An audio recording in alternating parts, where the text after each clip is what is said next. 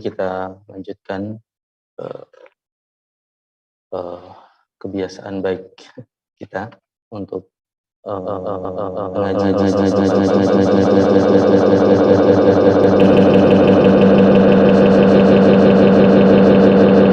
rahimahullah. Terakhir kita bahas bab 97 tentang istikharah. Ya. Sekarang kita masuk di bab 98. Imam Nawawi menulis judul babnya bab al-istihbabud dhihab ilal aid wa iyadatul tariq wa iyadatul marid wal haji wal ghazwi wal janazati wa nahwiha min tariqin wa ruju' min tariqin akhar li taktsiri mawadi'il ibadah. Ini judul sekaligus hikmahnya. Jadi judulnya panjang. Bab istihbabudz dzihab, disunnahkannya pergi ke salat Id, mengunjungi yang sakit, haji, berperang, mengunjungi salat jenazah, wa nahwiha, dan yang semisalnya, min tariqin, dari satu jalan, waruju min tariqin akhar, dan pas baliknya min tariqin akhar, dari jalan yang lain. Mengapa? Ini singkat, dalam judul langsung dikasih hikmahnya. Litaksiri mawadi'il ibadah, untuk memperbanyak tempat-tempat ibadah. Jadi cakupan tempat ibadahnya jadi luas, ya. Jadi haji dan ghazwi, berperang pun seperti itu. Ya. Kalau salah sempat kita bahas tentang perangnya dalam kajian Sabtu, meskipun menggantikan jadwal yang lain. Itu diantara tradisi Nabi kita SAW adalah, bukan tradisi ya, sunnah atau strategi beliau. Biasanya beliau kalau mau pergi ke sana, di dalam kota Madinahnya beliau keluar dari sebelah sini. Jadi misalnya kalau kita di Bandung gitu, mau nyerangnya ke arah Jakarta, maka beliau keluarnya dari Bandung Selatan. Jadi seperti wallahu a'lam, strategi untuk mengelabui musuh.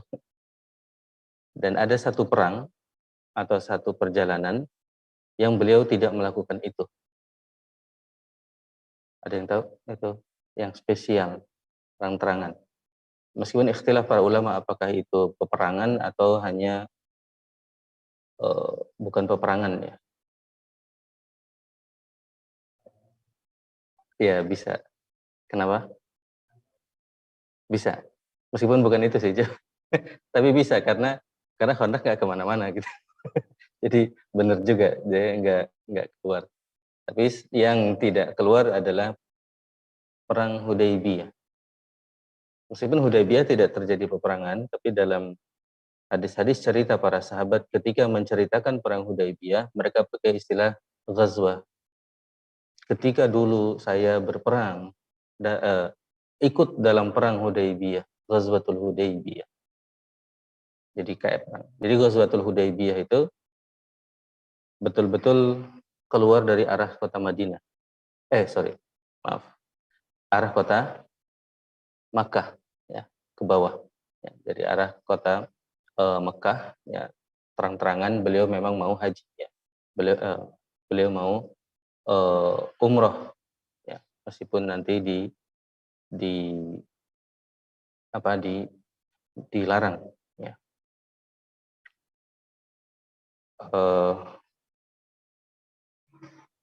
Ya, sambil penyegaran sirah, di dalam runtunan Hudaybiyah lah terjadi perjanjian apa?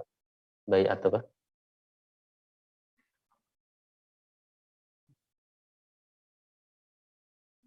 Dalam runtunan Hudaybiyah itu terjadi perjanjian yang agung, namanya Bai'ah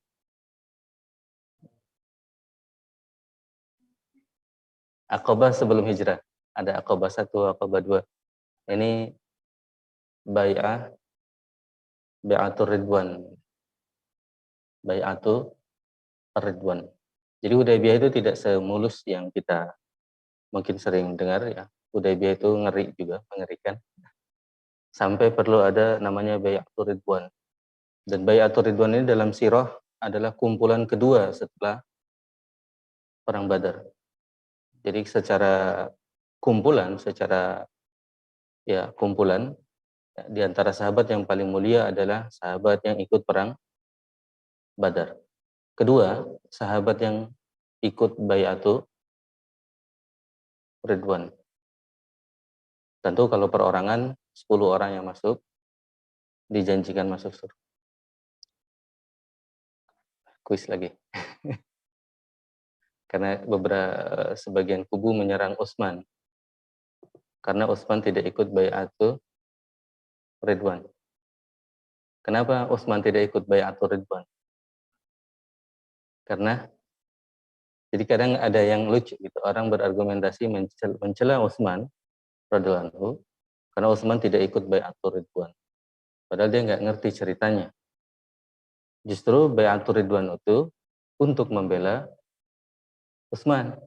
Jadi Utsman delegasi dikirim ke kota Mekah, lalu Utsman kok nggak datang-datang nih, wah, kayaknya dibunuh nih Utsman. Rame isu di kalangan kaum muslimin yang saat itu di luar kota Mekah, wah, kayaknya benar nih Utsman dibunuh. Lalu akhirnya Rasulullah ya bilang, kita tidak akan pulang sebelum urusan Utsman beres. Artinya harus dibalas gitu, harus diberesin urusan. Akhirnya diminta baiat karena mereka tidak siap untuk perang, tapi diminta untuk menyelesaikan urusan. Artinya kita harus balas ini. Kalau memang Utsman dibunuh, kita harus perang, kita harus datangi ke dalam kota Mekah dan meminta meminta perhitungan ya, karena Utsman dibunuh. Artinya tentu Utsmannya tidak ada di dalam perjanjian itu, tapi justru Rasulullah SAW menyerahkan tangannya dalam baiat. Ini mewakili Utsman, katanya. Jadi justru Utsman diwakili oleh Nabi kita Muhammad Sallallahu Alaihi Wasallam. Khair. Belok ke situ. Kembali intinya gara-gara ada ghazwi di sini, gara-gara ada perang. Jadi dalam berperang pun seperti itu. Wal janazah wa nahwi. Masih tentang Utsman. Utsman tidak ikut lagi perang Badar. Ada yang tahu kenapa? Karena istrinya sakit keras. Jadi Utsman itu tidak ikut perang Badar karena istri Utsman yang adalah putri Nabi kita Muhammad SAW sakit keras. Dan ketika datang utusan setelah perang Badar mengumumkan bahwa kita menang, Utsman sedang memakamkan istrinya. Jadi Utsman tidak ikut, tetapi Rasulullah SAW menghitung Utsman sebagai ahlul Badar. Artinya beliau juga dapat bagian di secara harta ya, dapat bagian juga dalam ghanimah dari perang Badar. Ya, meskipun Utsman tidak ikut karena memang diperintahkan untuk tidak pergi, ya, diperintahkan untuk tidak pergi. Di sini jadi dalam semua kegiatan ini ya disunahkan untuk perginya min tariq dari satu jalan waruju min tariqin akhar dan kembali dari tarik lain. Hadisnya an Jabir radhiyallahu anhu, dari Jabir radhiyallahu anhu qala, Jabir berkata, kana Nabi sallallahu alaihi wasallam idza kana yaumu Id, adalah Nabi kita Muhammad SAW, atau terjemah kita menjadi apa? Konon ya. Karena nggak tahu gimana ceritanya kok jadi konon Nabi kita Muhammad SAW idza kana yaumu Idin, ketika hari Id, khalafa at-tariq, menyelisihi jalan, menyelisihi dalam artian pergi jalan ini, baliknya dengan jalan yang lain. Kenapa kalau sholat wajib Nabi SAW tidak melakukan itu? Ya. Jadi ada hal-hal praktis yang kadang kalau kita ngerti itu, oh iya ya jelas. Ya bagaimana caranya beliau menyelisih, datangnya dari sebelah situ ke sini, jadi nggak ada cara menyelisihinya. Jadi konteksnya kadang menarik. Jadi rumah Nabi SAW di situ, lalu rumah Ali di sebelah sana, ada pintunya. Jadi beberapa sahabat besar itu ada pintunya langsung masuk ke masjid. Jadi pintu mereka masuk ke masjid. Ya. sedangkan sholat id memang di lapangan, artinya di tempat yang jauh begitu. Nah, disitulah baru beliau datang perginya lewat sini, baliknya lewat jalur yang lain. Ya. Dan Madinah mungkin bayangannya ya itu ya ada lorong-lorong lah ya, ada jalan-jalan yang bisa dipilih. Nah, kita juga kenal hadis di mana setan itu kalau lihat Umar dia milih jalan yang lain karena memang banyak jalan-jalan itu, banyak gang-gang. Ya.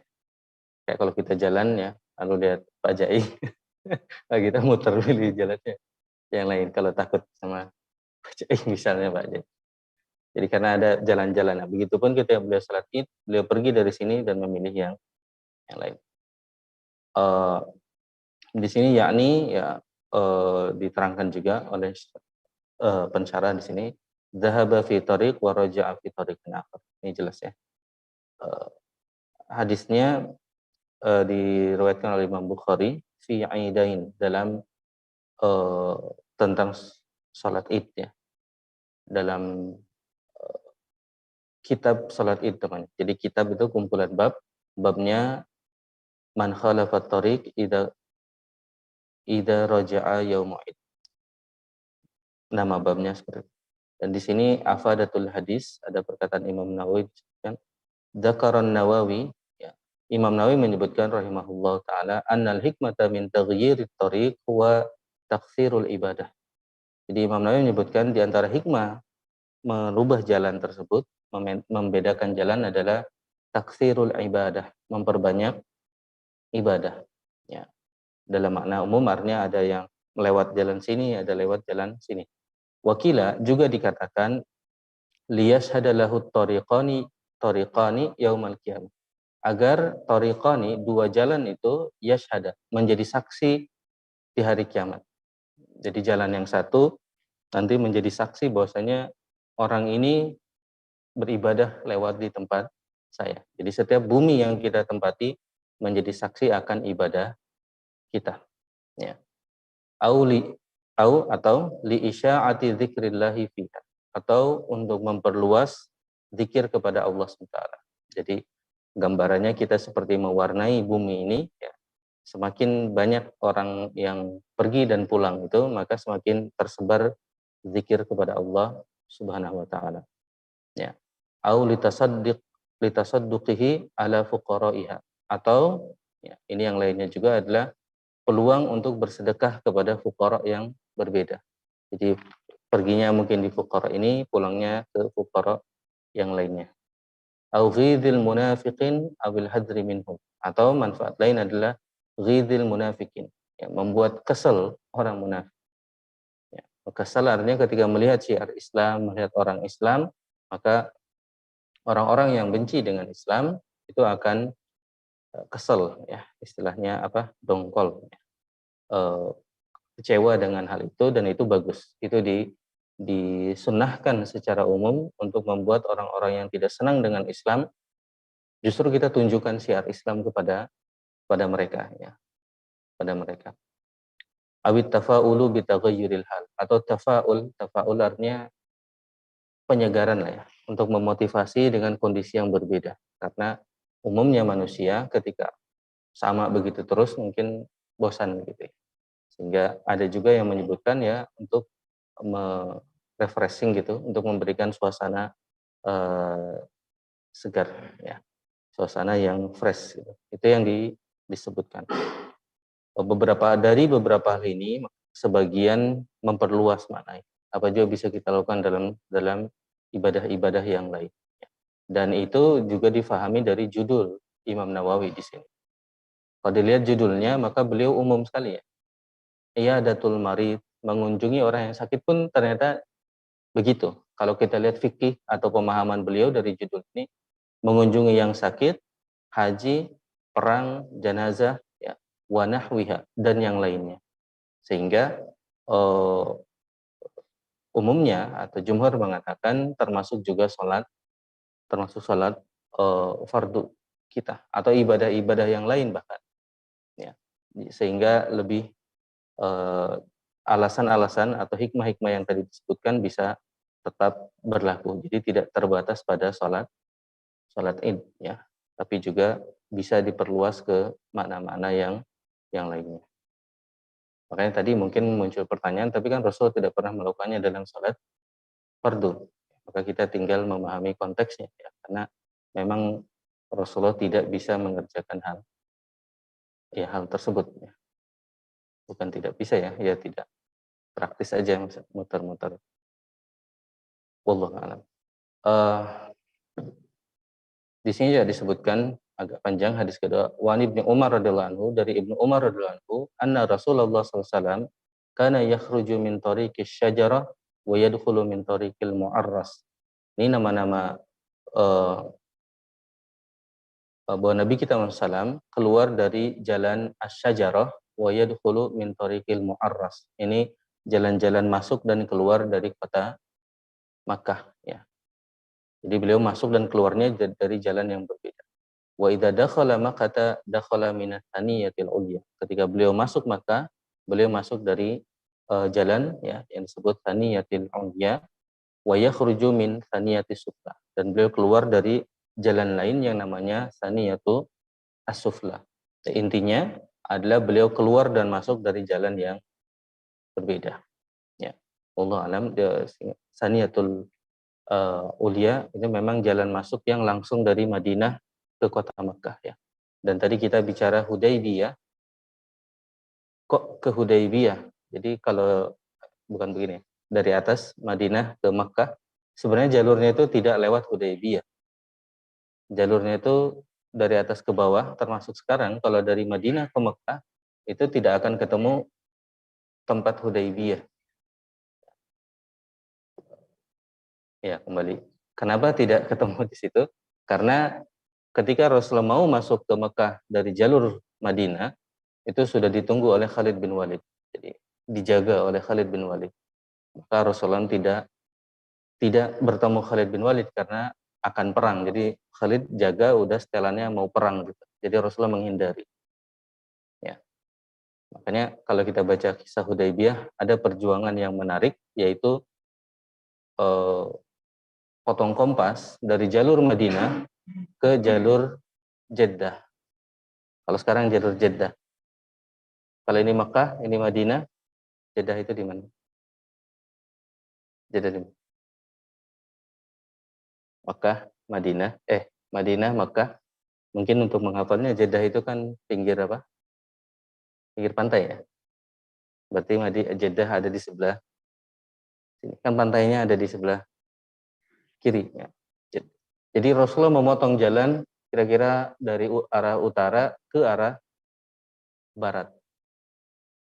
Dan kisah itu termasuk kisah yang berat dalam kisah perang Hudaybiyah. Kita namakan perang saja.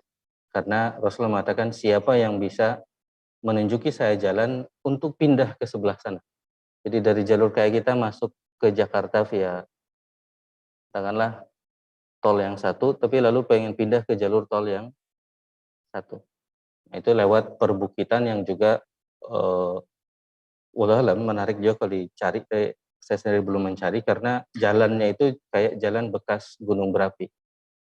Bapak pernah jalan di bekas gunung berapi?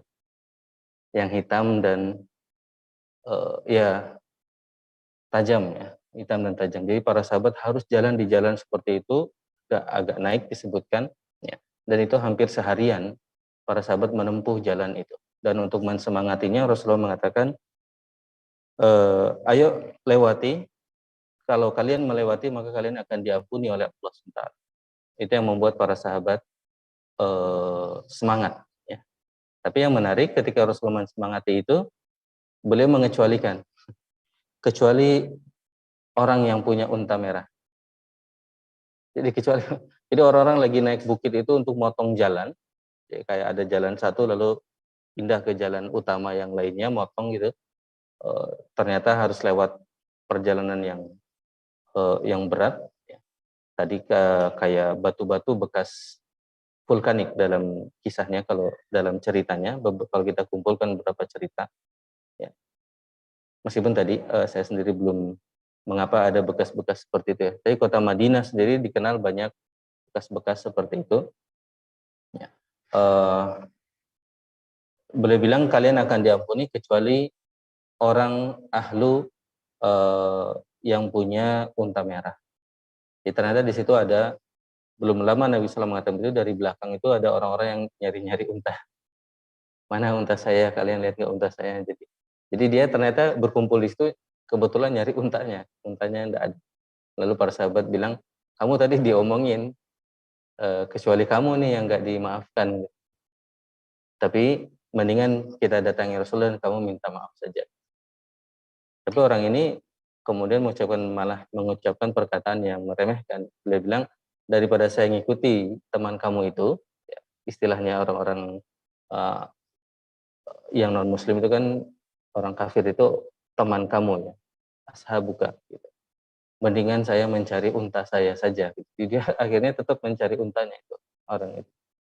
Jadi ada orang-orang yang kebetulan bersama dengan Nabi kita Muhammad SAW, kelompok Nabi kita SAW, tetapi dengan tujuan yang beda. Jadi dia ada di situ kebetulan nyari untanya.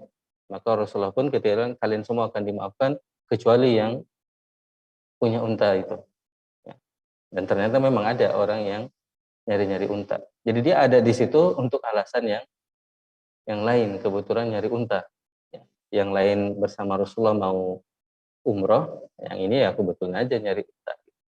Diajak bareng pun dia malah menunjukkan ke apa yang ada dalam hatinya.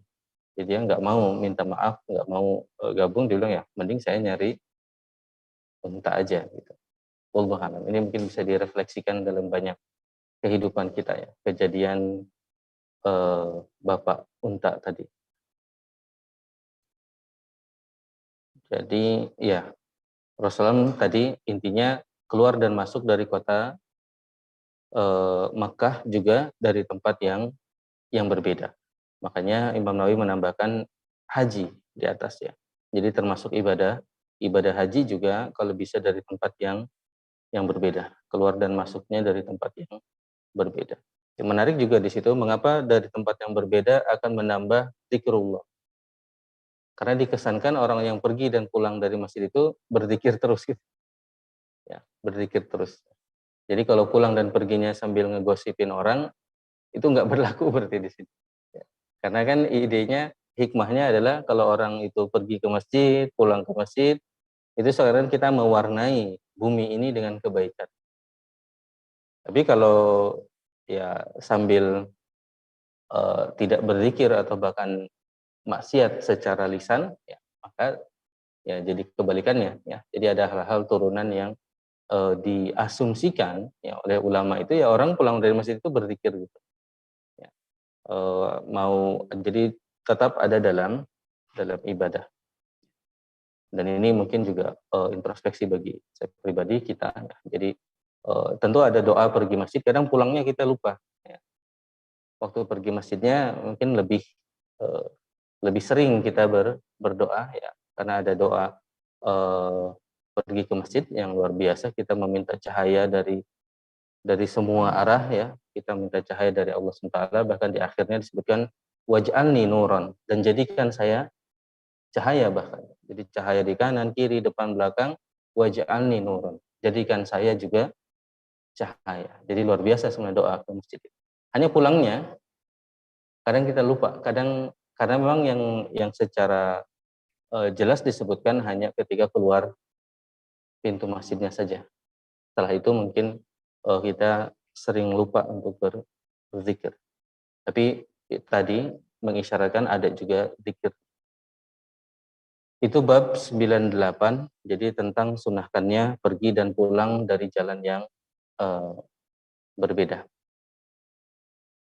Bab 99, bab istihbab taqdimul yamin fi kulli ma huwa min babi takrim. Ya, bab istihbab, bab disunahkannya taqdimul yamin, mendahulukan yang kanan, fi kulli ma huwa min babi takrim, dalam segala hal yang penghormatan. Babi takrim artinya bab penghormatan, yang terkait dengan penghormatan. Bahkan Imam Nawawi dalam judulnya itu sudah memberikan contoh. Al wudu wal ghusli wat tayammun wa tayammum, wudu, ghusl, mandi, ya, dan tayamum, wal lubsi thawbi, memakai baju, ya, termasuk juga jaket, wa na'li wal khuffi was sarawil, sendal, khuf atau kita mungkin sepatu, ya, was sarawil, dan juga celana, wa dukhulul masjid was siwak wal iktihal, siwak dan iktihal. Apa itu iktihal? Iktihal itu memakai celak, ya, memakai celak iktihal. Wa taqlimul azfar, motong kuku, ya. Jadi motong kuku disunahkannya dari kanan gitu. Jadi dari kelingking kanan ini sampai kelingking kiri. Wa syaribil natfi al-ibti wal khalqir ra'si. Cukur kumis. Meskipun nanti setelah mulai ya silakan dirapihkan, tapi mulainya dari kanan. Wa natfil ibti, ya, mencabut bulu, ya, juga dari kanan.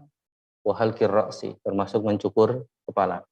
Ini mungkin kalau dari sebagai tukang cukur, meskipun ada khilaf di kalangan secara fikih, ya, khilaf. Jumhur mengatakan mulai dari kanan, tapi ada khilafnya kanannya siapa? Kanan tukang cukur atau kanannya yang dicukur, ya. Kanan tukang cukur atau kanan. Kalau ngadepnya sama, ya sekarang pakai cermin, ya, jadi ngadepnya sama, ya. Tapi ada ikhtilaf tersebut sehingga mazhab Hanafiyah itu mengatakan kanannya tukang cukur.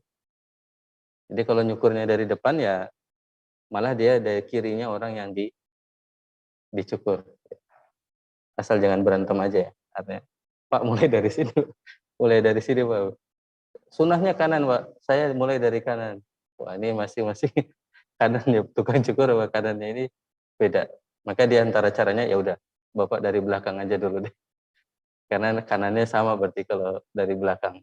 Karena sama-sama menghadap depan. Nah itu ada ikhtilaf secara fikih. Mazhab Hanafi mengatakan kanannya tukang cukur. Ya. Karena cukur itu di antara hal yang penting dalam Islam. Karena setelah haji disunahkan cukur. Ya. Jadi mengapa cukur itu jadi kegiatan yang dibahas dalam fikih? Karena memang eh, secara ibadah, ya, cukuran itu, jadi profesi tukang cukur itu di antara profesi yang dekat dengan ibadah Islam. Ibadah yang setelah haji atau umroh kan orang kemudian cukur, sehingga nah itu jadi bahasan fikih. Ini cukur sunnahnya kanan, tapi kanannya yang dicukur atau kanannya tukang cukur. Iya. Kalau dari depan baru berbeda, ya. Tapi kalau dari belakang sih udah tidak ada masalah. Gitu. Wassalamu minas salah, salam salat jelas, ya, itu secara syar'i juga ditetapkan, ya. Itu malah bukan sunnah lagi, ya. Sudah wajib, ya, harus seperti itu. Salam wa aklil wa syurbi, makan dan minum, wal musafahah, juga salaman. Jadi salaman itu memang juga disunahkannya kalau kebanyakan orang, yang kita mulai dari kanan gitu, disisirnya dari kanan. Ya. Itu juga bisa seru, ya. Kan kanannya orang dengan kanannya kita juga beda nanti. Ya, masing-masing berusaha untuk mengamalkan sunnahnya, ya, dan menghindari pertentangan. Artinya kalau lihat yang satu sudah bergerak, mungkin ya yang sisanya nunggu aja, gitu. Nunggu giliran didatangi, dan tidak merasa kecewa ketika kok yang disalami dia dulu, gitu. Ya karena dia ada di kanan, ya. Siapapun urutannya, misalnya yang ya urutannya, tapi ya disunahkannya mulai dari kanan. Allah. Tapi tentu nanti ada bisa dikaitkan dengan sunnah-sunnah yang lain. Misalnya juga disunahkan untuk kepada yang lebih tua, gitu. Nah, maka itu bisa terjadi apa? Ya, gabungan dua sunnah yang perlu dipahami. Kadang-kadang tidak dari kanan, kenapa? Karena yang tua ada di tengah, gitu. Jadi kita bisa mulai di tengah. Jadi ada hal-hal lain yang perlu digabungkan. Beliau sebutkan semua, termasuk ketika mendekati Hajar Aswad, ya, mencium dan lainnya, keluar dari toilet dan lain sebagainya. beliau menyampaikan beberapa ayat yang menceritakan tentang kanannya. Fa amma man utiya kitabahu biyaminihi, orang-orang yang diberi kitab di tangan kanan. Jadi kanan dan kiri ini apa ya? Bahwa yang satu tidak baik, yang satu baik itu sudah datang juga dari Al-Qur'an ya. Jadi golongan yang baik itu diberi Al-Qur'an dari tangan, bukan Al-Qur'an ya. Catatan kebaikannya dari tangan kanannya. Ha umuqra'u kitabiyah. Silakan baca kitabmu ini ya, kitab catatan kita. Sedangkan yang lainnya ada yang diberikan dari kiri, ada juga yang dari belakang ya. Jadi kanan itu memang diidentikan dengan satu hal yang positif ya. Juga disebutkan ashabul maimanah. Ashabul maimanah. Jadi kelompok kanan. Sehingga kita tidak pertentangan, bukankah sama ciptaan Allah SWT? Ya sama ya. Tetapi zat yang Allah SWT yang menciptakan itu kemudian memberikan arahan-arahan. Ya. Dua-duanya ciptaan Allah SWT ya, kanan maupun kiri. Ya. Tanpa kita, tidak berarti kita tidak mensyukuri yang kiri ya. Tapi ya demikianlah ternyata SOP-nya ya. Meskipun pada beberapa hal mungkin sifatnya tidak sampai wajib ya. Pada beberapa hal sifatnya hanya disunnahkan saja. Di beberapa hal jadi wajib, seperti makan itu wajib ya, kecuali memang ada kendala-kendala yang tidak bisa. Hadisnya di sini sebutkan an Aisyah. Ini sebutkan banyak hadis ya, meskipun sunnah ini mungkin sudah banyak dikenal, tapi tidak apa kita ulang. An Aisyah radhiyallahu anha, dari Aisyah radhiyallahu anha qalat, kana Rasulullah sallallahu alaihi wasallam yu'jibuhu at-tayammun. Jadi kana Rasulullah sallam, Rasulullah sallam itu senantiasa yu'jibuhu at-tayammun. Yu'jibuhu itu beliau senang ya. Jadi sini istilahnya beliau senang untuk tayammun. Tayammun ini istilah bahasa Arab, artinya memulai dengan yang kanan. Fi sya'nihi kullihi. Ini istilah Aisyah radhiyallahu anha, fi sya'nihi kullihi. Dalam setiap sya'nnya, dalam setiap urusan beliau. Ya. Dan ini dalam bahasa Arab kenapa dibolak-balik ya? Sebenarnya fi kulli sya'nihi. Tapi dibalik ya. Dibalik itu secara bahasa maknanya adalah menekan. Jadi dalam kegiatannya semua gitu. Bahasanya jadi kayak begitu. Jadi betul-betul ditekankan semuanya itu ditekankan. Fi tuhurihi dalam wudunya, wa tarajjulihi dalam tarajjul ya, memakai memakai celana ya. Wa tana'ul memakai sendal ya. Beliau contohkannya hanya beberapa ini ya. Fi kulli sya'ni fi tuhurihi wa tarajjul itu nyisir-nyisir. Jadi dalam nyisir juga mulai dari kanan ya. Jadi sampai yang sesimpel itu Nabi kita salam memulainya dari kanan ya. Dan ini persaksian dari Aisyah radhiyallahu anha ya. Jadi ketika menyisir dan juga ketika memakai sendal. Kok diperhatikan banget sih ya. Ya begitulah bagaimana Nabi kita salam itu menjadi perhatian. Bahkan ada hadis yang menyebutkan para sahabat itu sampai menghitung jumlah rambut merah pada kumis Nabi kita Muhammad, bukan merah, putih. Pada kumis Nabi kita Muhammad sallallahu alaihi wasallam. Ada yang tahu berapa? Meskipun jadi angka magic atau angka spesial ya. Ya itu hanya begitu. Tapi bagaimana para sahabat itu begitu memperhatikan kondisi Nabi kita Muhammad sallallahu alaihi wasallam. Ada berapa? Jadi ada menarik ya, sampai dihitung gitu. Sampai dihitung. Dan ngitung kumis ini juga menarik ya, menghitung kumis berapa? Berapa Pak? 7 kali. Ya, agak dekat nih, meskipun belum sempurna. 7 kali berapa, Pak? Karena kelipatan 7.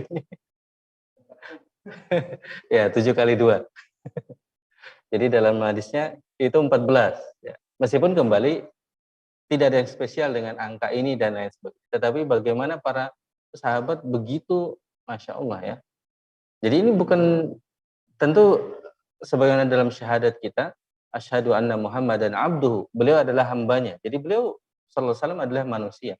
Tetapi manusia yang berbeda. manusia yang secara fisik ada keberkahan dalam fisiknya. Dan itu yang membuat, ya kalau kita sambungkan ke Hudaybiyah lagi, Hudaybiyah kan dikirim banyak utusan tuh untuk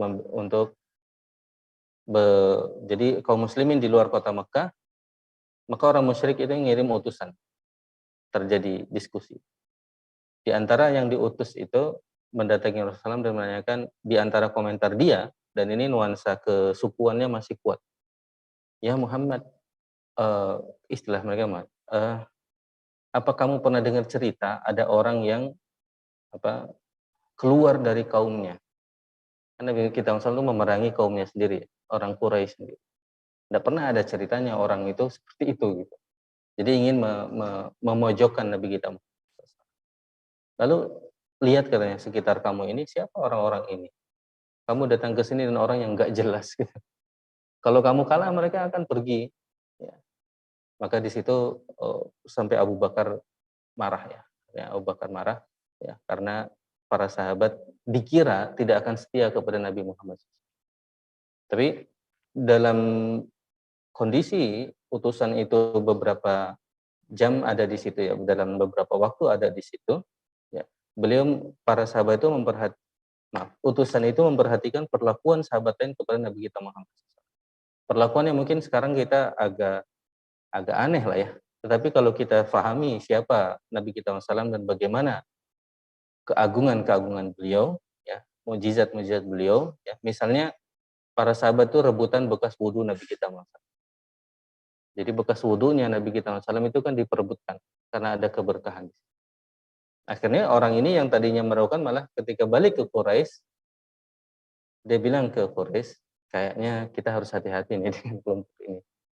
Karena tidak pernah, kebetulan orang ini orang besar, orang kita mungkin pejabat tinggi lah ya. Karena dia laporannya, saya pernah ketemu dengan pimpinan negeri-negeri lain di situ, tidak pernah saya melihat pemimpin yang diperlakukan seperti Muhammad SAW. Saya tidak tahu ya, apa ada kisah pemimpin lain yang bekas mandinya diperebutkan oleh anak buahnya gitu. Jadi Nabi SAW ketika wudhu, bekas wudhunya itu diperebutkan. Ya, karena ada kesucian. Kembali mungkin aneh, tetapi kalau kita coba pahami mukjizat-mukjizat. Misalnya Rasulullah pernah keluar air dari tangannya, para sahabat melihat mukjizat-mukjizat itu, maka bisa jadi itu hal yang memang ya wajar kalau kita ada dekat dengan Nabi kita Muhammad SAW. Ada kisah yang orang ingin mencium perut Nabi kita Muhammad SAW dan lain sebagainya. Ya, jadi begitulah, apalagi ini Aisyah radhiyallahu anha. Jadi istri Nabi kita SAW yang ada di rumah beliau, ya, beliau tahu banyak hal tentang Nabi kita Muhammad SAW dan demikianlah Allah menghendaki kisah-kisah beliau dimunculkan kepada kita. Salah satunya kesenangan atau kebiasaan Nabi kita SAW untuk memulai sesuatu dengan yang kanan. Ya. Hadis lain, kanat, ya, masih dari Aisyah radhiyallahu anha, kanat, ya, kembali konon, ya, yadu Rasulullah SAW, ya, tangan Rasulullah SAW, al-yumna lituhurihi wa ta'amihi wa kanat yaduhul yusra, dan tangannya yang kiri likhilaihi wa makana min adab, dan yang kiri untuk jamban lah ya, untuk jamban ya sebenarnya kita pahami untuk membersihkan ya, wa makana min adab, dan hal-hal yang kotor. Hadisun sahih. Jadi ini juga persaksian dari Aisyah radhiyallahu anha.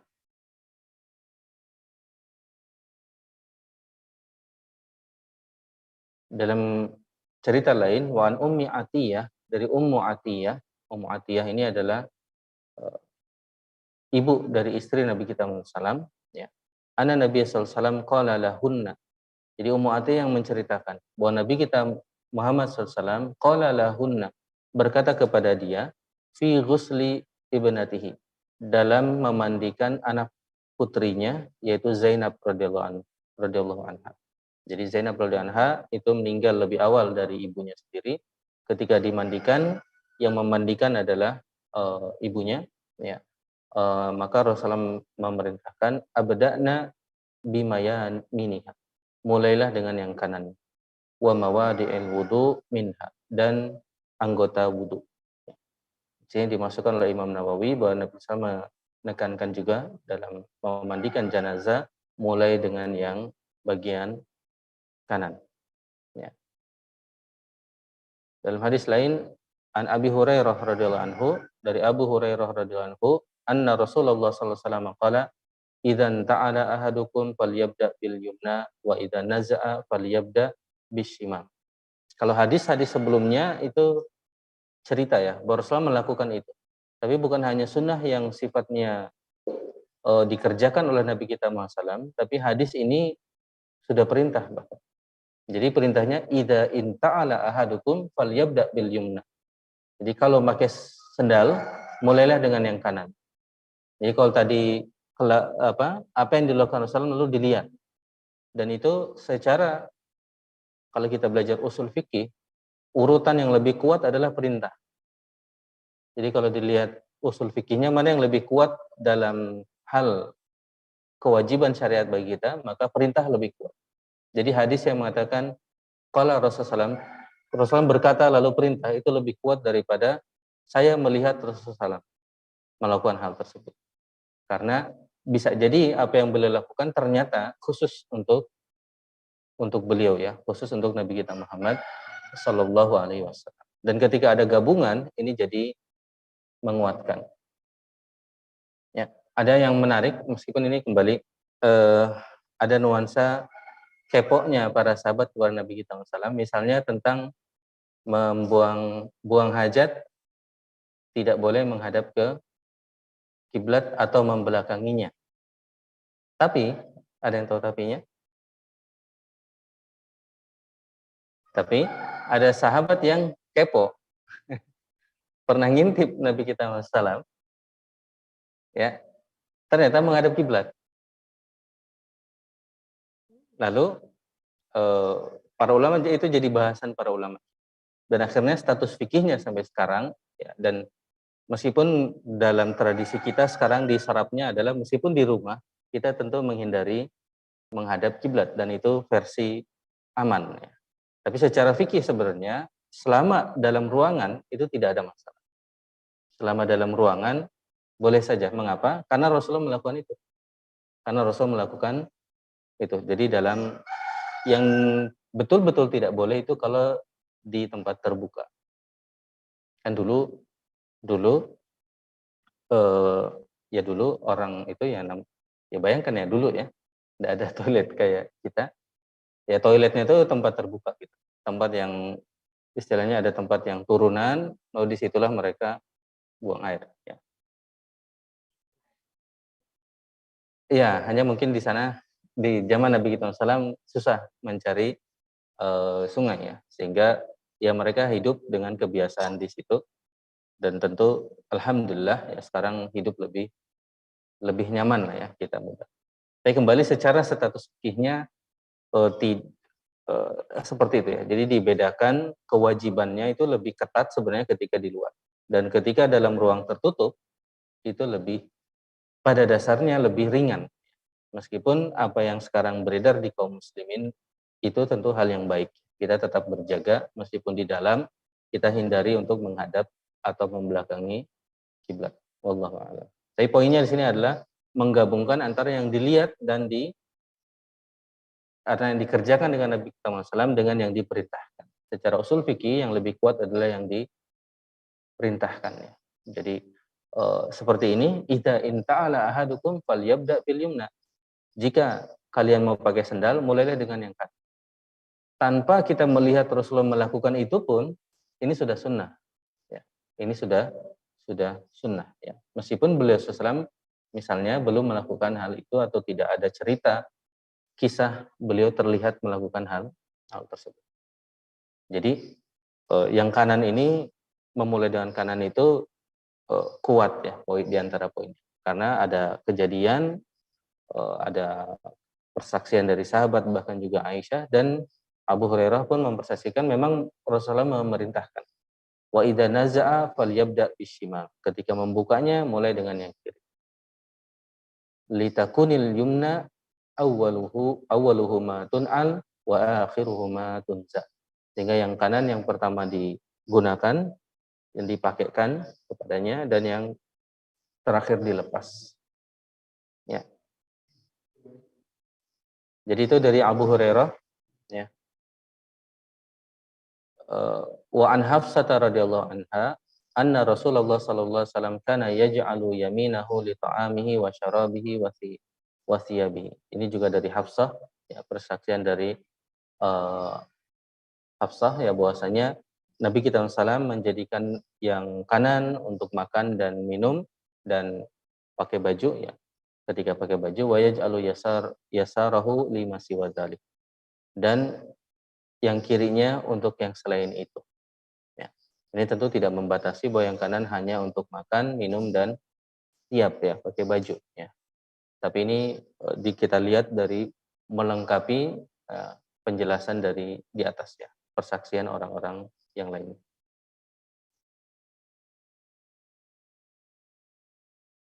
Ini juga sama Abu Hurairah menyampaikan wa an Abi Hurairah radhiyallahu anhu anna Rasulullah sallallahu alaihi wasallam qala idza labistum wa idza tawadda'tum fabda'u, maka mulailah bi ayaminikum. Mulailah dengan yang kanan, ya. Jadi mungkin hadis-hadis ini menguatkan kita tentang tentang kanan. Nah, ini hadis dari Anas, ini cerita cukurnya Nabi kita SAW setelah ibadah di Baitul Haram. Dari Anas radhiyallahu anhu, anna Rasulullah SAW ata Mina. Beliau datang ke Mina, fa atal jamrah faramaha. Mendatangi tempat jumrah, melempar jumrah. Summa ata manzilahu bi Mina. Wa nahara. Kemudian beliau kembali ke manzilahnya, ke tempat tinggalnya di Mina, kemudian berkurban, ya. Beliau berkurban. Summa qala lil hallaq. Kemudian beliau berkata kepada al-hallaq. Hallaq ini, ya, ini profesi Mas dari tukang cukur itu bahasa Arabnya al-hallaq, tukang cukurnya. Khud, ambil ini, maksudnya ambil yang kanan. Nah, ini menguatkan jumhur bahwasanya kanannya itu kanan korban, ya, korban yang dicukur. Khud, ambil ini, ya. Wa asyara ila janibihil aiman, dan beliau menunjuk kepada rambut bagian kanan. Summa al-aisar, kemudian kanan. Summa ja'ala yu'tihin nas. Kemudian, dan ini juga yang biasa dilakukan adalah summa ja'ala yu'tihi an-nas. Kemudian cukurannya itu tidak dibuang, tetapi diberikan kepada manusia. Ya, artinya diberikan cukurannya tersebut, bekas cukurannya itu. Ya, dan itu yaitu di antara hal yang dibolehkan, yaitu tabarruk dengan jism Nabi kita Muhammad SAW. Ya. Dan ini tentu khusus kepada jisimnya Nabi kita Muhammad, tidak berlaku bagi yang lainnya. Ya. Jadi diberikan kepada manusia. Ini satu riwayat. Dalam riwayat lain itu disebutkan sepotong-sepotong, ya. Jadi yang kanan dipotong, bagikan. Yang kiri potong, kemudian dibagikan.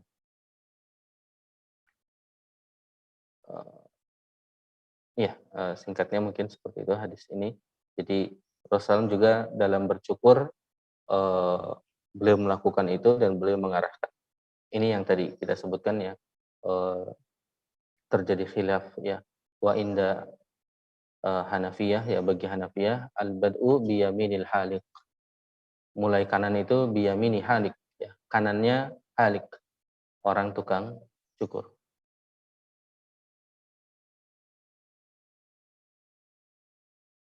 Ya. Tadi bab 99 karena ada banyak apa kita lanjutkan, ya. Sekarang kita masuk di bagian lain, ya. Kembali dalam istilah tulisan Arab, kitab itu kumpulan bab, ya. Jadi kitab ada ta'am. Kitabus shalah itu kitab tentang salat, itu bukan bukunya, tapi bagian dari buku, ya, yang menghimpun beberapa bab. Atau istilah bahasa Indonesia apa sih? Kita punya bab lalu subbab gitu. Nah, kitab ini babnya, bab justru subbab. Di atas bab apa nih? Bagian kali ya? Bagian satu, bagian 2, lalu bagian satu ada beberapa bab. Nah, seperti itu. Itu kitab. Jadi kitab ada ta'am. Kita masuk di kitab selanjutnya sekarang, yaitu kitab tentang adab makan. Ya. Dalam adab makan ada beberapa adab, beliau bagi menjadi bab tersendiri. Adab yang pertama, ya kita bahas satu-satu, ya beliau bahas satu-satu dan banyak hadisnya. Bab at-tasmiyah fi awwalil fil awal walhamdi fi akhirih. Tasmiyah di awal dan hamdalah di akhir. Kembali ini sunnah yang sebenarnya insya Allah sudah kita kenal dan insya Allah sudah kita amalkan, meskipun mungkin ada beberapa klien-klien kita atau banyak klien kita, tapi secara umum kita berusaha untuk mengamalkan ini dan mengetahui secara umum. Hanya kembali baik untuk kita coba baca hadis-hadisnya. An Umar ibn Abi Salamah, ya, dari Umar bin Abi Salamah radhiyallahu anhu, qala Rasulullah sallallahu alaihi wasallam, samillahi wa kul biyaminika wa kul mimma yalik. Di antara hadis lengkapnya, samillah, sebutlah nama Allah, wa kul biyaminika, dan makan dengan tangan kananmu, wa kul mimma yalika, dan makanlah dari yang dekat denganmu. Ya, makanlah dari yang dekat dengan denganmu. Ya, ini riwayat Bukhari dan Muslim. Ya.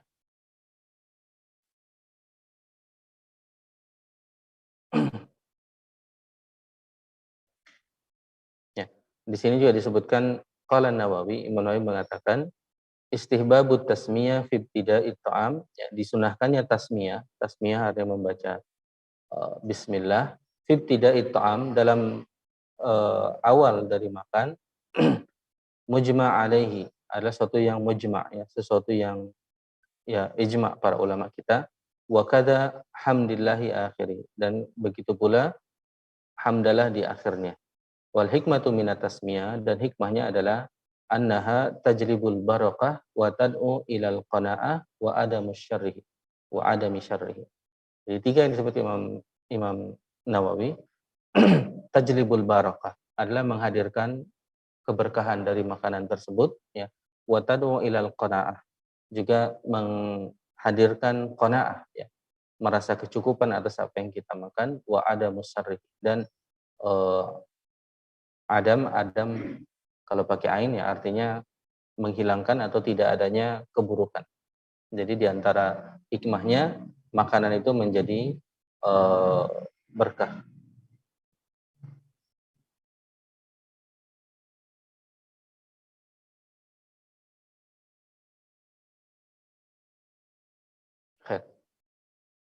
Yang kedua, wa ana Aisyah radhiyallahu anha qalat qala Rasulullah sallallahu alaihi wasallam idza akala ahadukum falyadhkur ismallahi ta'ala. Jika seorang dari kalian makan, ya, falyadhkur ismallahi ta'ala, maka sebutlah nama Allah. Tasmiyah itu bentuk paling sederhananya, bentuk paling minimumnya adalah bismillah. Jadi bismillah cukup. Bismillah. Bahkan sebagian ada yang mengatakan sunnahnya memang bismillah. Jadi sunnahnya bismillah. Hanya mungkin ya sebagian yang cenderung untuk uh, untuk dia dalam keilmuan kadang dibagi sebagai orang literalis. Literalis artinya sangat memperhatikan tulisan teks dari hadis tersebut, ya. Jadi itu dalam konteks memahami hadis kadang ada istilah literalis, atau kita orang yang sangat betul-betul tekstual gitu. Tekstual dalam artian melihat teks. Karena teksnya bismillah, ya udah bismillah. Sebagian memahami lebih luas, mana ya tasmiyah bisa juga bismillahirrahmanirrahim atau menyebutkan nama Allah, ya. Tapi paling minim secara umum sebutkanlah bismillah. Kalau mau dilengkapi juga boleh. An Aisyah radhiyallahu anha qalat, ya ini yang idza akala ahadukum falyadhkur ismallahi ta'ala Fa in nasiya, dan jika kalian lupa, ayadhkura rasmallahi ta'ala fi awwalihi falyaqul bismillahi awwalahu wa akhirah. Ini yang mungkin sering beredar di masyarakat kita ya. Alhamdulillah hadisnya kalau lupa, nah ini satu paket ternyata. Kalau hadisnya kalau lupa maka falyaqul bismillahi awwalahu wa akhirah. Bismillah dari awal dan akhir. Ini ada kisah tentang ini juga.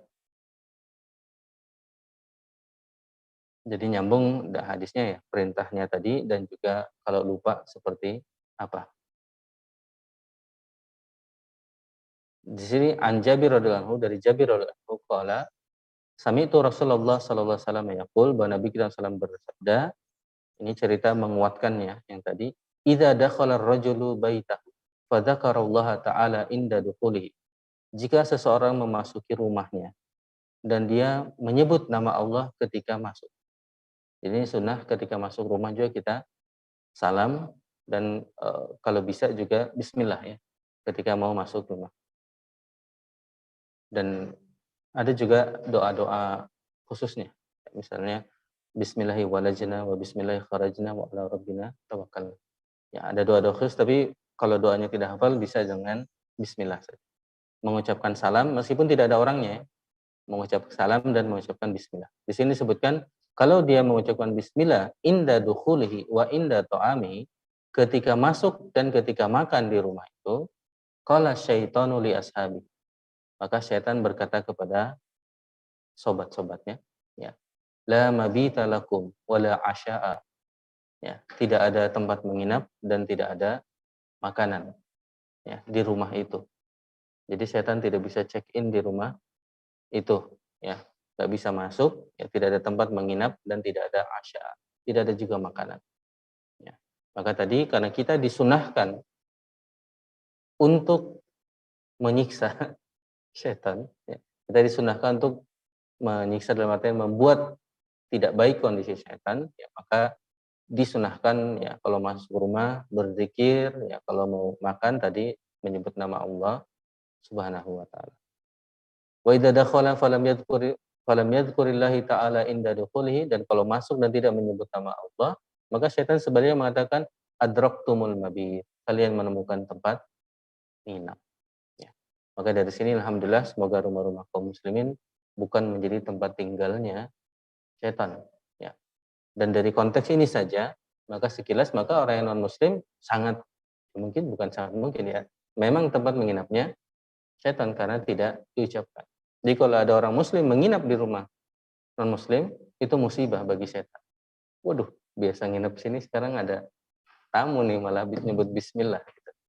Ya. Sehingga, wallahualam ya, apakah mungkin juga disunahkan kita mengunjungi rumah-rumah non-muslim dan masuk bismillah, keluar lagi. Masuki bismillah, wah ini kita dibenci sama setan.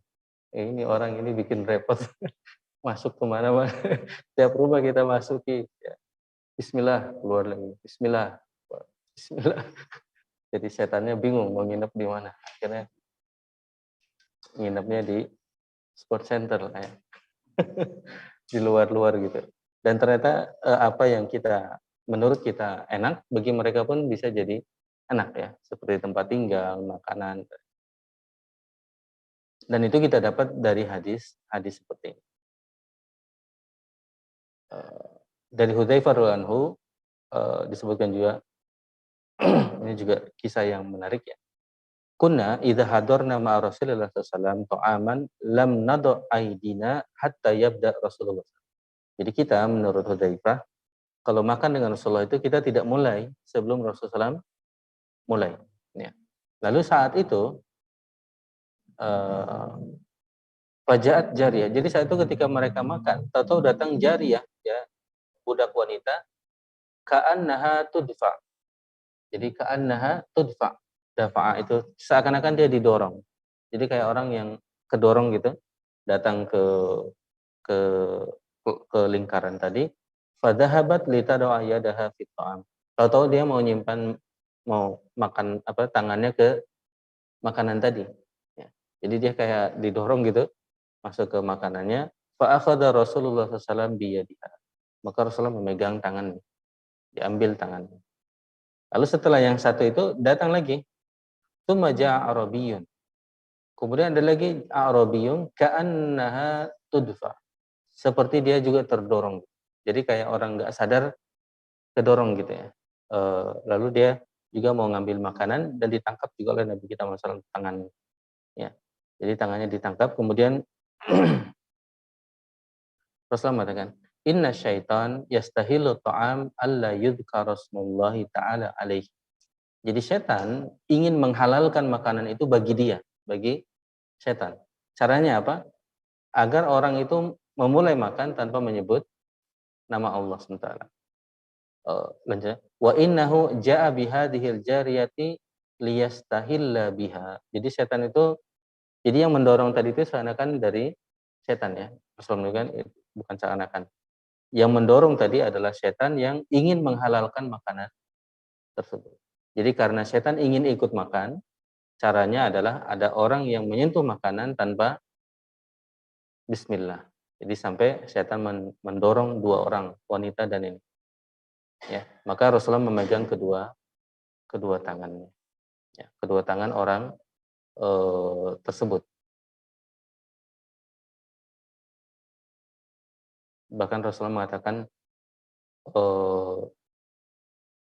walladzi nafsi biyadihi, demi Allah ya, demi Allah, inna yadahu fi yadai ma'a yadaihima tsumma dzakara rasmallahi ta'ala wa akala. Jadi jadi tangan setan itu ada di tangan dua orang yang dipegang tadi ya. Kemudian Rasulullah mengucapkan bismillah dan mulai makan ya. Jadi saking mungkin setannya udah lapar ya. Jadi saking mencoba untuk pengen ikutan makan tuh tiketnya adalah dengan orang gabung tanpa bismillah. Makanya kita kalau lagi kumpulan, kalau ada satu yang lupa, nah setan ikutan lewat dia. Lewat tangan yang mulai makan tanpa mengucapkan bismillah. Dan ini menarik kejadiannya sampai setan menggerakkan dua orang, yang satu wanita, yang satu laki-laki untuk ikut makan ya, tanpa menyebut bismillah, tetapi kemudian ditangkap oleh Nabi kita Muhammad sallallahu alaihi wasallam. Ada berapa? Sebentar. Kita habiskan aja bab ini. Wa an Umayyah ibn Makhshi as-sahabi radhiyallahu anhu qala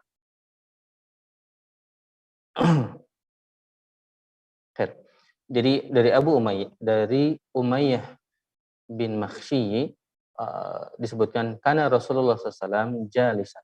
Dia SAW duduk ya, suatu saat duduk wa rajulun ya'kulu, dan seseorang makan ya, falam yusammillah, dan dia tidak menyebut bismillah. Hatta lam yabqa min ta'amihi luqmatun. Jadi dia nggak nyebut bismillah sampai mau habis. Dan tinggal tersisa luqmatun. Luqmah itu satu suapan. Falamma rafa'aha ila fi, ketika dia mengangkat suapan terakhir itu ke mulutnya, ya. Qala, dia berkata, bismillahi awwalahu wa akhiruh. Itu yang terakhir pada. Bismillahi awwalahu wa akhiruh. Fadahikan Nabi sallallahu alaihi wasallam, maka Rasulullah dohika apa? Tertawa. Rasulullah tertawa. Tsumma qala, kemudian berkata, mazala syaitanu ya'kulu ma'a. Mazala syaitanu ya'kulu. Setan dari tadi makan bareng dia. Falamma dzakara rasmallahi, ketika orang itu menyebut nama Allah SWT, istaqa'a ma fi bat.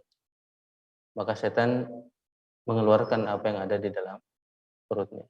Gara-gara orang tadi padahal tinggal suapan terakhir ya. Setan jadi batal ya. Jadi nggak bisa dimakan sampai harus dikeluarkan. Maka Rasulullah tertawa. Ya, tentu ini kisah menarik. Pertama, atas hikmahnya Allah SWT, Rasulullah memang tidak mengingatkan orang itu di awal ya, tidak diingatkan, lalu sampai akhir qadarullah orang ini ingat lalu mengucapkan bismillahi awwalahu wa akhirahu. Dan ini juga kepada kita memberikan gambaran lain yang menarik, bahwasanya bismillahi awwalahu wa akhirahu itu memang bagi orang Arab apa ya? Kadang kita merasa doa itu kayak sesuatu yang spesial, magic. Maksudnya bacaan doa itu kayak sesuatu yang Tapi bagi orang Arab itu memang gaya orang Arab aja ngomong. Jadi bismillah termasuk yang tadi juga gitu maksudnya. Jadi sebenarnya itu bukan statement kayak apa ya, bukan kayak lafadz tertentu. Kan lafadz ini dengan lafadznya Aisyah, wallahualam apakah sahabat ini memang mendengar dari Aisyah, ya. Tapi lafadznya kan sama ya, bismillahi awwalahu wa akhirahu. Tapi kalau kita lihat dalam konteksnya orang Arab, ya memang orang Arab kalau kelupaan ya, oh ini bismillah buat yang tadi juga gitu. Jadi bismillahi awwalahu wa akhirahu. Sekedar mencoba memahaminya, tapi kembali intinya kita bisa dengan mengucapkan bismillahi awwalahu wa akhirahu kalau terlupa. Apa boleh kita sengaja melakukan ini ya, untuk mengerjain setan? Secara umum tidak boleh, karena tidak ada jaminan kita ingat juga ya. Nanti udah habis makan, keasikan ngobrol, lupa lagi. Ya. Karena setan nanti memberikan perangkap-perangkap ya. Wah ini supaya lupa dibuat ngobrol sesuatu yang seru. Akhirnya lupa. Tak tahu beres lupa. Wah kalau udah beres, lukmahnya udah keburu dimakan, wah udah lupa. Setannya yang menang ya, dapat makan gratis. Masih ada di sini sebutkan ini doa karena Rasulullah yaqulu ta'aman fi sittatin min ashabihi faja'a tabiyyun fa'akalahu faqala Rasulullah.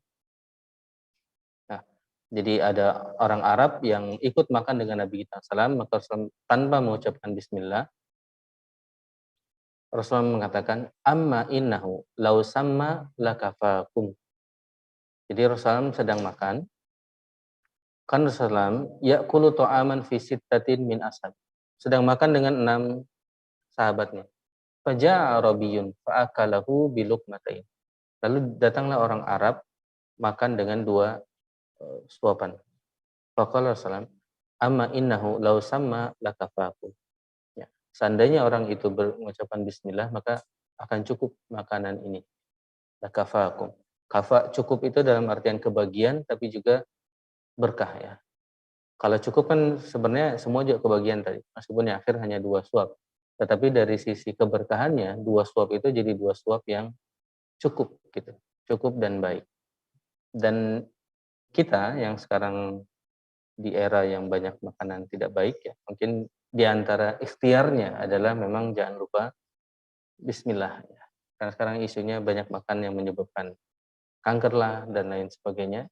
Di antara bentuk kita untuk menjaganya adalah tentu kita menghindari hal-hal yang memang secara syariat diharamkan, baru jadi halalnya dulu, baru kalau bisa thayyib, halal dan thayyib memang bagus. Dan juga kita jaga dengan bismillah. Terakhir kalau nggak salah ini ada 2 ini doa. Jadi yang pertama doanya kana idza rafa'a yadayhi ma'idatahu. Bahwa Nabi kita SAW ketika mengangkat makanannya berdoa, alhamdulillahilladzi hamdan katsiran tayyiban mubarakan fihi ghaira makfiyyin wala mustaghnin anhu. Rabbana. Jadi ini diantara salah satu doanya dan tampaknya ini alhamdulillah banyak juga diamalkan ya. Alhamdulillahi segala puji milik Allah hamdan katsiran tayyiban mubarakan.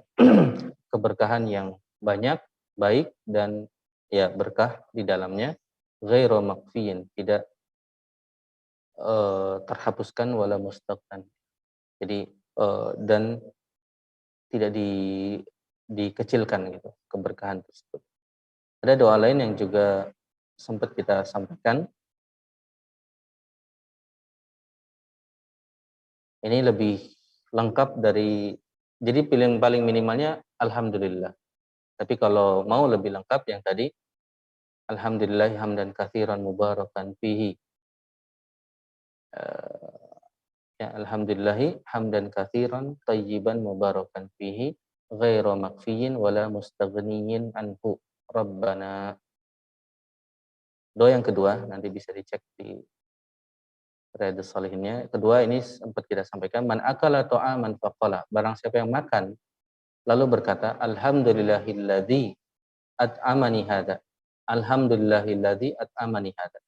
Alhamdulillah segala puji milik Allah yang at'amani hada, memberi makan saya makanan ini, wa razaqanihi, dan merizkikannya kepada saya, min ghairi haulin minni, tanpa kekuatan dari saya.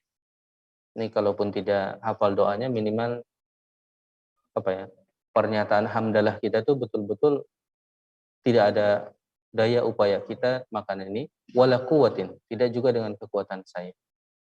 Ghufira lahu ma taqaddama min dhanbi, maka diampuni dosanya yang lalu sebelum makan. Jadi makan itu menjadi sebab diampuni dosa, Masya Allah ya. Makan, dapat makanan, diampuni dosa lagi. Ya, caranya dengan makan lalu kita bilang alhamdulillah. Ya, kalau hafal doanya alhamdulillahilladzi apa tadi? Alhamdulillahilladzi at'amani hada wa razaqanihi bighairi haulin minni wala quwwatin. Ya. Atau kalau tidak hafal ya secara wallahu alam insyaallah ya secara bahasa Indonesia ya alhamdulillah kepada Allah yang telah memberi makan saya tanpa kekuatan dari saya. Dan itu yang secara mental kita kondisikan bahwasanya memang makanan itu ya bukan karena saya bisa beli. Misalnya kita makan bebek kaleo lah ya. Wah, enak gitu. Bukan karena wah, kita bisa beli bebek kaleo karena punya duit nih. Padahal punya 100.000 pun kalau nggak ada yang jual bebek kaleo ya nggak bisa makan yang seperti bebek kaleo itu. Ya. Dan artinya kalau kita sadar ya sebenarnya itu Masya Allah ya, Allah kumpul ini bebek lahir di mana gitu, tahu-tahu jadi rezeki kita. Bukan hanya bebeknya ya, bumbunya dan lain sebagainya akhirnya menjadi hidangan yang seperti itu. Dan ini yang mungkin perlu kita secara mental yang insya Allah membuat kita lebih mengapresiasi, mensyukuri nikmat Allah SWT. Jadi bukan karena wah, alhamdulillah sekarang kita bisa beli bebek kaleo, bisa beli gorengan, bisa beli apa. Hati-hati bahwa kita akhirnya ujub ya. Sekarang kita bisa makan ini karena bisa bayar ini, bisa beli ini karena punya ini, punya ini. Padahal ya semua itu tetap konteksnya min ghairi haulin minni wala quwwah, tanpa daya dan kekuatan dari kita. Ya. Dan kalau kita betul-betul sadari ya benar. Itu semua datang dari mana bisa terkumpul seenak itu. Kalau pisang goreng, pisangnya dari mana, terigunya dari mana, yang gorengnya juga. Ya Masya Allah ya, banyak sekali yang kalau kita pikirkan bisa terwujud jadi satu makanan yang kita nikmati. Ya, jadi semakin kita mengagungkan Allah SWT dan semakin kita menihilkan diri kita, usaha kita itu ya nggak ada apa-apanya. Ya. Kita makan makanan seenak apapun tetap ghairi haulin minni wala quwwatin. Tidak ada daya dan kekuatan dari kita, semua itu betul-betul memang kemudahan dari Allah SWT.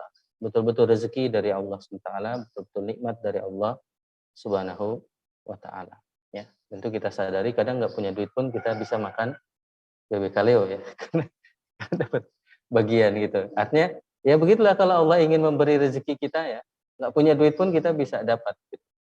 Pas punya duit pun ya keburu bayar yang lain-lain akhirnya nggak makan juga.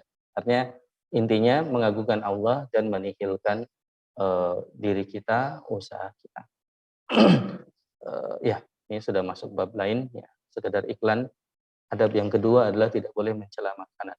Boleh kita mencela makanan yang ada syukuri, apalagi kalau kita memahami ya tidak banyak atau banyak orang-orang yang tidak pernah makan mungkin bebek, kalau kembali ke bebek kaleo ya. Banyak orang yang tidak pernah makan bebek kaleo. Banyak orang yang tidak pernah merasakan nikmatnya pisang goreng.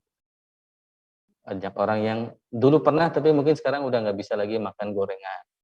Kita masih bisa makan gorengan ya, dan artinya janganlah mencela. Kalau nggak suka ya tinggalkan aja, mungkin orang lain yang suka dengan makanan tersebut. Ya.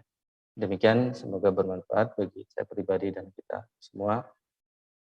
Subhanakallahumma bihamdik asyhadu an la ilaha illa anta astaghfiruka wa atubu ilaik wa akhiru da'wana alhamdulillahirabbil alamin.